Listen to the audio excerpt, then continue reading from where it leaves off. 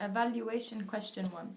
In the planning for our film opening, we decided we would research a number of different films in the genre and different opening styles. On observing the different genres, we thought we would take inspiration in some areas and challenge and develop forms and conventions in others. The biggest inspiration that we found was movies that showed strong conventions of their genre and was specific for opening sequences. One of them was Halloween, which was directed by John Carpenter. The story about Halloween is about 15 years after murdering his sister on Halloween night, 1963. Michael Myers escapes from a mental hospital and returns to the small town of Haddonfield to kill again. When we saw the opening of Halloween, it gave us some ideas with when the child goes to the kitchen and grabs the knife and goes and kills his mum.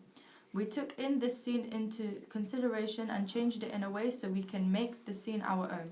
We did this by actually having the camera on the main character and not in the character's point of view, so that the audience can actually see the main character go and get the knife. We thought that this would be more effective because the audience would be able to see the character's body language, movements and facial expressions, which all add to the creepy mood of the scene.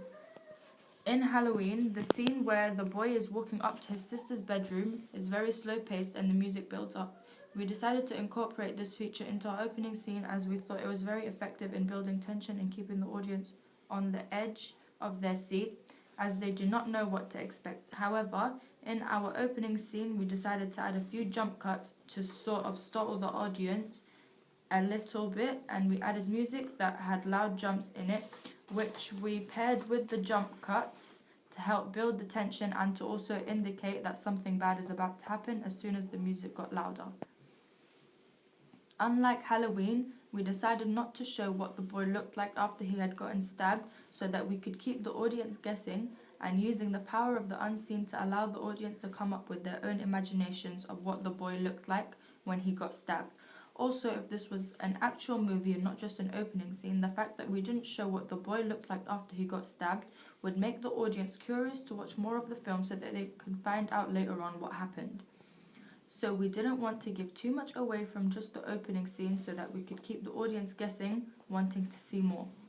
We also decided to have the main character only stab the brother once, but we decided to add a slowed down effect and a slight haze to put more emphasis on the stab and make a lot more dramatic, unlike Halloween, where they had the boy stab his sister multiple times very quickly. Another movie that we used for inspiration would be a movie called The Conjuring 2. The Conjuring 2 is a 2016 American horror film directed by James Wan and written by Kerry Hayes, Chad Hayes, Wan and David Leslie Johnson. It is the sequel to the 2013 film The Conjuring and is the second installment in the Conjuring film series. It is about two people who met an overwhelmed single mother of 4 who tells the couple that something evil is in her home. Ed and Lorraine believe her story when the youngest daughter starts to show signs of demonic possessions. As the Warrens try to help the besieged girl, they become the next targets of the malicious spirit. We were inspired by the way the main character was walking from room to room in a very slow-paced manner. Also, the movie was set in a blue tone filter which represents horror. We decided to use this in our opening scene by having the scene be in slow motion, and also the woman's body was being controlled. She was in a trance, and we tried to replicate this in the main character's performance by having her walk with a very stiff and rigid body, as well as have an expressionless and emotionless look on her face to show that she is in a trance and it's not herself, which is why she ends up killing her brother in this compelled state.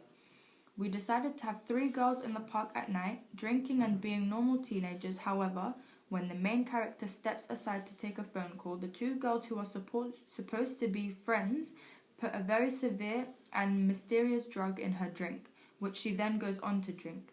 We decided to have this filmed in a park because usually in horror films people get killed, especially 3 young and vulnerable girls who are under the influence of alcohol and drugs.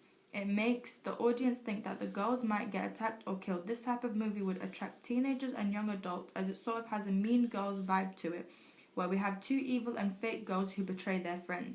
This would relate to a lot of problems that girls face in teen and adult years so that they would want to carry on watching.